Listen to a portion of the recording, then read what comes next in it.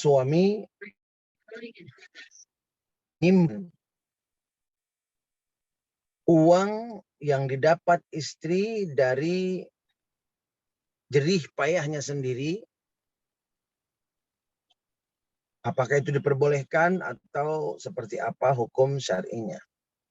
Jamaah rahimakumullah, mari sama-sama kita bahas pertanyaan ini dari sudut kacamata syariat Islam, khususnya mazhab Imamuna al-Imam Syafi'i. Yang pertama adalah bagaimana hukumnya seorang suami yang memberi nafkah untuk orang tuanya, namun kemudian menelantarkan nafkah istrinya. Jamaah rahimakumullah, di dalam syariat Islam, seperti yang sudah kita sampaikan, bahwa nafkah itu adalah hukumnya wajib di pundak seorang suami. Ini pertama prinsipnya. Nafkah itu wajib di pundak suami. Lalu kemudian yang kedua, nafkah itu mencakup makanan dan minuman, pakaian, dan juga tempat tinggal. Bahkan kemudian Imamun al-Imam Syafi'i memperluas lagi nafkah wajib seorang suami kepada istrinya dalam bentuk perawatan baik wajah ataupun tubuhnya, kemudian obat-obatan kesehatan, alat-alat kecantikan, dan hal-hal lain yang memang sangat dibutuhkan oleh seorang wanita. Lalu bagaimana ketika seorang suami memberikan nafkah kepada orang tuanya dan menelantarkan istrinya? Jamaah rahimakumullah, di dalam 4 madhab fikih ahlu sunnah wal jamaah, memang disebutkan bahwa di samping istri ada orang-orang yang wajib dinafkahi. Secara singkat, sebab wajibnya nafkah itu ada 3. Yang pertama adalah sebab pernikahan. Kemudian yang kedua adalah sebab keturunan. Dan yang ketiga, sebab kepemilikan. Yang pertama, sebab pernikahan. Ketika kita berbicara nafkah wajib karena pernikahan, maka dalam fikih Imamuna al-Imam Syafi'i disebutkan bahwa seorang suami wajib memberi nafkah kepada istrinya. Artinya orang yang wajib dinafkahi karena sebab pernikahan itu adalah istri. Kemudian yang kedua, karena sebab keturunan. Nah, di sini 4 madhab fikih ahlu sunnah wal jamaah berbeda pendapat antara yang membatasi dengan yang memperluas cakupannya. Madhab Imam Abu Hanifah an-Nu'man mengatakan bahwa nafkah karena nasab atau keturunan wajib bagi yang pertama adalah bapak, kemudian ke atas kakek, anak, kemudian ke bawah cucu, lalu saudara, dan juga kerabat. Ini dalam madhab Imam Abu Hanifah an-Nu'man. Kapan ini wajib? Ketika orang-orang yang saya sebutkan tadi dalam kondisi tidak mampu. maka seseorang wajib memberinya nafkah. Lalu kemudian dalam mazhab Imam Malik, nafkah wajib karena sebab hubungan kekeluargaan itu mencakup bapak dan anak. Jadi Imam Malik lebih sempit daripada Imam Abu Hanifah An-Nu'man. Bapak dan anak. Bapaknya bapak kandung, anaknya anak kandung. Lalu kemudian dalam mazhab Imamun al-Imam Syafi'i disebutkan bahwa nafkah yang wajib itu adalah bapak dan anak, sama seperti Imam Malik. Namun beliau memperluas bapak ke atas, anak ke bawah. Jadi dalam mazhab Imam Syafi'i, seseorang wajib menafkahi ayahnya, kemudian kakeknya, anaknya, dan kemudian cucunya. Nah, ini dalam mazhab Imamuna al-Imam Syafi'i. Sekali lagi, nafkah wajib kepada orang-orang yang memiliki hubungan kekeluargaan ini dalam kondisi mereka tidak mampu dan dalam kondisi orang tersebut memiliki kelapangan rezeki. Manakala orang-orang yang saya sebutkan tadi itu mampu secara ekonomi, maka seseorang tidak wajib menafkahi ayahnya yang mampu, ibunya yang mampu, dan juga keturunannya yang dianggap mampu. Nah, ini dalam mazhab Imam Syafi'i. Jadi bapak ke atas, anak ke bawah. Lalu dalam mazhab Imam Ahmad bin Hambal disebutkan bahwa nafkah wajib itu adalah bapak ke atas, anak ke bawah, dan seluruh ahli waris.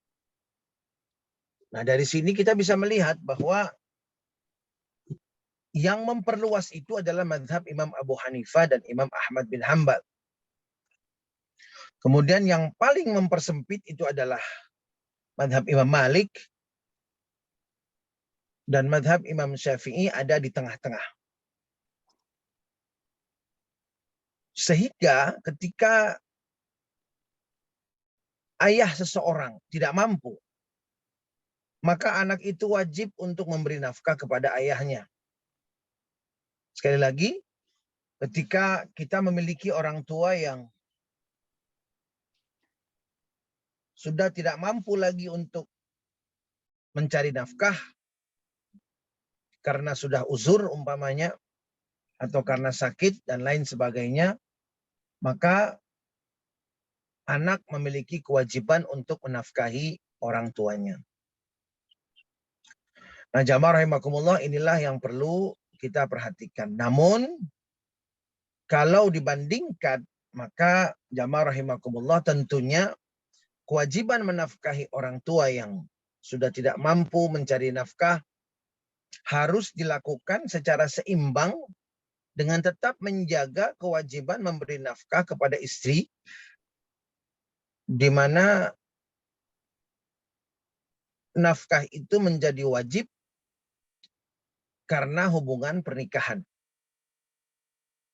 Jadi wajib kepada istri memberi nafkah karena hubungan pernikahan, dan wajib memberi nafkah kepada orang tua dan juga anak, dalam mazhab Imam Syafi'i kakek dan juga keturunan, ini disebabkan karena kekeluargaan. Dalam kondisi mereka tidak mampu. Namun kalau untuk istri, mampu tidak mampu, maka seorang suami wajib memberi nafkah kepadanya. Nah, ini yang harus dibedakan. Sehingga pertanyaan tadi sudah terjawab, hukumnya seseorang memberi nafkah kepada orang tua dan menelantarkan istri, maka hukumnya adalah dilarang. Tidak diperbolehkan. Yang diperbolehkan adalah wajib memberi nafkah kepada istri dan wajib memberi nafkah kepada orang tua yang sudah tidak mampu lagi dengan menjaga dua-duanya agar tetap ditunaikan kewajibannya. Jadi tidak boleh memilih salah satu menelantarkan yang lain. Kemudian ada pertanyaan lagi, bagaimana dengan mertua? Apakah wajib seorang menantu menafkahi mertua? Jamaah rahimakumullah. Di presto sampai empuk. Ketika seorang menantu menafkahi mertua, maka dari berbagai literatur, khususnya dalam mazhab Imam Syafi'i, tidak ada kewajiban menantu untuk menafkahi mertua secara syar'i. Karena yang wajib menafkahi mertua itu adalah anak-anak kandungnya. Nah, ini secara prinsip. Jadi jamaah rahimakumullah, menantu tidak wajib menafkahi mertua. Karena yang wajib menafkahi mertua itu adalah anak-anaknya. Seperti dikatakan juga, mana yang lebih wajib menafkahi orang tua, anak laki-laki atau anak perempuan? Ini terjawab ketika kita mempelajari syariat Islam, yaitu yang lebih wajib untuk menafkahi orang tua adalah anak laki-laki. Namun bukan berarti anak perempuan tidak wajib, tetap wajib, tetapi kadarnya berbeda dengan anak laki-laki. Sama juga dengan mertua, jamaah rahimakumullah. Di dalam kitab Al-Thimarul Yani'ah yang disusun oleh Syekh Nawawi Al-Bantani, beliau mencuplik satu buah hadis yang mengatakan aba'ukum thalathah. Muridnya Syekh Bantani yang umurnya 153. Orang tuamu itu ada 3. Orang tuamu ada 3. Yang pertama adalah abukal ladzi waladak, orang tua kandungmu, abukal ladzi zawwajaka ibnata, mertuamu, abukal ladzi 'allamak, orang tua yang memberimu ilmu, yaitu gurumu. Jadi Rasulullah berpesan kepada kita agar berbakti kepada orang tua kandung, mertua, dan guru yang mengajari kita. Nah, jamaah rahimakumullah, berdasarkan hadis ini, maka menantu kepada mertua itu sama dengan haknya kepada orang tua kandungnya sendiri dari sisi berbakti.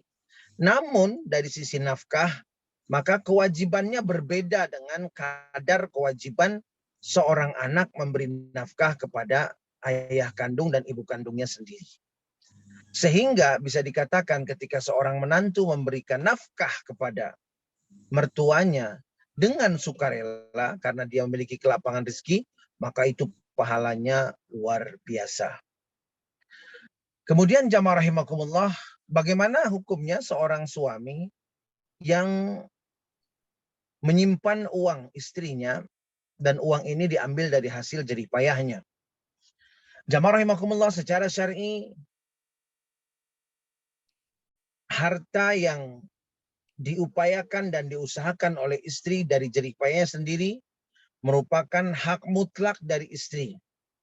Seorang suami, jamaah rahimakumullah, tidak berhak sama sekali untuk menggunakan uang tersebut kecuali dengan izin dan ridha sang istri. Sehingga jamaah rahimakumullah, ketika seorang suami menyimpan uang penghasilan istrinya, sebetulnya itu sah-sah saja, boleh-boleh saja, namun dengan catatan istrinya ridha dan istrinya mengizinkan. Kalau istrinya tidak mengizinkan, maka itu tidak diperbolehkan secara syar'i. Kalau dipaksa, maka tidak diperbolehkan dan suami yang memaksanya itu berdosa, kecuali dengan alasan yang betul-betul kuat dan dibenarkan oleh syar'i.